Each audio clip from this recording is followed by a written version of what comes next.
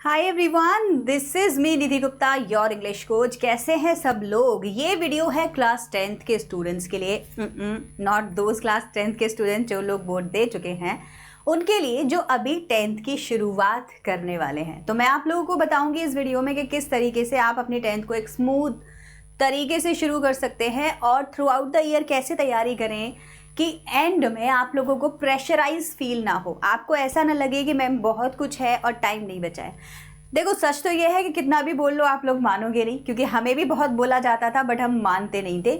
लेकिन दूसरा सच ये भी है कि ये चीज़ें practically with experience her person बताता है कि उसने जो गलतियां करी तुम मत करना। बट कहते हैं ना, इंसान है, गलतियां तो करेगा और करके ही सीखेगा। तो आप भी नो एक्सेप्शन, आप भी ऐसे ही करने वाले हैं। लेकिन अगर आप में से कोई भी चाहता है कि सच में स्मूथली अपने 10th को आप बहुत अच्छे से शुरुआत करें, तो मैं आप लोगों को बता देती हूँ, आज से ही पढ़ना शुरू कर दीजिए। अब आप इसे बहुत सारे बच्चे ऐसा बोलेंगे कि मैम आप ना कमाल हैं, ना तो सीबीएसई ने सिलेबस कंफर्म किया, ना हमें एग्जैक्टली अभी समझ आ रहा है कितने बोर्ड होंगे, क्या होंगे, कुछ भी सीबीएसई ढंग से बता नहीं रहे। ऑल दो छोटे छोटे लाइक बिट्स एंड पीसेस में हमारे पास इन्फॉर्मेशन आई है, लेकिन बहुत क्लियरली अभी सारा नोटिफिकेशन बचा हुआ है। आप बोल रहे हो पढ़ना शुरू करो, यस, बिकॉज बहुत सारी ऐसी चीज़ें होने वाली है जो फाउंडेशन होने वाली है और आप चाहें तो उनकी तैयारी कर सकते हैं। 9th के मुझे पता है हर स्कूल में इस टाइम जो एग्जाम हो चुके हैं, आप सब लोग रिजल्ट का वेट कर रहे हैं। एंड अगर हम लोग ऑप्टिमिस्टिक बातें कर रहे हैं तो डेफिनेटली फेल तो कोई नहीं होगा, राइट। तो मतलब हमें 10th में आना ही आना है। तो हम लोग क्या कर सकते हैं एज अ लैंग्वेज टीचर। मैं आपको लैंग्वेज के बारे में कुछ पॉइंट्स बता देती हूँ। आपको लैंग्वेज का सिलेबस जो भी रहेगा, राइट, वहाँ रीडिंग कॉम्प्रिहेंशन नाम की एक सेक्शन आनी ही आनी है। आप आज से ही चाहें तो उसके ऊपर काम करना शुरू कर सकते हैं। मैं ट्रिक बता देती हूँ आप लोगों को और आप उसको करना शुरू करिएगा। कैसे रीडिंग कॉम्प्रिहेंशन की प्रैक्टिस करनी है। रीडिंग कॉम्प्रिहेंशन के लिए अगर आप बहुत सारे अनसीन पैसेजेस, बुक्स या ऑनलाइन ढूंढने की कोशिश करेंगे तो बहुत कुछ आपको डेफिनेटली मिलेगा, लेकिन ये आपकी स्किल डेवलप नहीं करेगा। और पता नहीं कब के पुराने पुराने बुक्स में अनसीन पड़े हुए हैं जो आपके कभी अभी इस टाइम काम के नहीं हैं।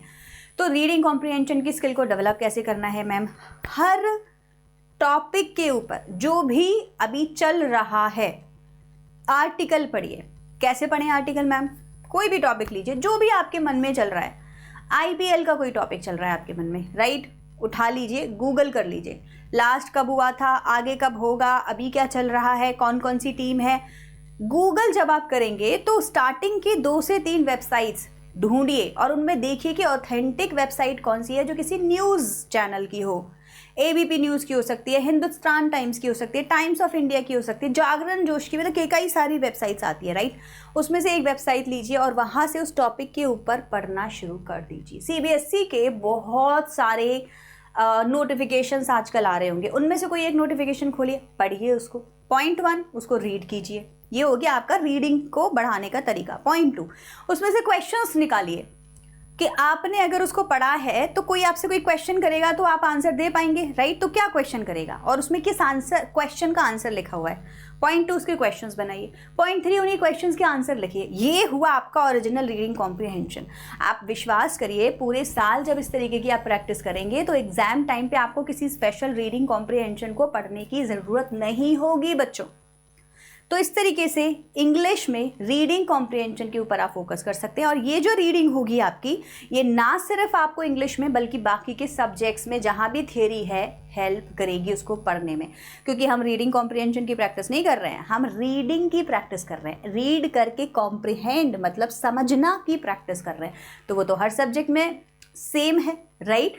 तो ये आपका एक बहुत बेसिक सा एक्सरसाइज है जो आपको रोज़ करना चाहिए।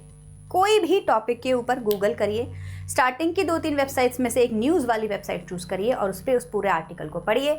उससे अपने 5 क्वेश्चंस बनाइए और उन्हीं 5 क्वेश्चंस के आंसर खुद लिखिए उस आर्टिकल के बेस पे जो उसमें लिखे हुए थे। और ये प्रैक्टिस आप हफ्ते में एक आर्टिकल भी लेते हैं तो भी काफ़ी। चलो 10 दिन में एक आर्टिकल ले लो, पूरे साल में कितने आर्टिकल तैयार कर लोगे सोचो, डिफरेंट टॉपिक्स के ऊपर। हो गया रीडिंग कॉम्प्रिहेंशन।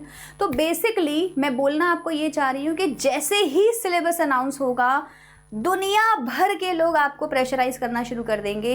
बेटा 10th है तैयारी कर लो, 10th है तैयारी कर लो, बोर्ड है डर जाओ, डिसिप्लिन हो जाओ। तो आप थोड़ा सा एक्स्ट्रा एज लेके चलो, अभी आप कुछ इन चीज़ों की तैयारी पहले से ही शुरू कर लो जिनके लिए आपको बाद में टाइम नहीं मिलेगा, क्योंकि फिर आप मैथ में, साइंस में, एसएसटी में, इंग्लिश के ग्रामर रूल्स में इतना उलझ जाएंगे कि आपको अपने बेसिक कॉन्सेप्ट पे फोकस करने का टाइम नहीं मिलेगा। और यही फाउंडेशन आपकी बना रहा है। जैसे ग्रामर की बात करें तो बेसिक इंटीग्रेटेड ग्रामर एग्जाम में आनी ही आनी है, चाहे सिलेबस कितना भी ऊपर नीचे हो जाए, राइट। तो अपने पार्ट्स ऑफ स्पीच को स्ट्रॉन्ग करो, एक्टिव पैसिव को स्ट्रॉन्ग करो।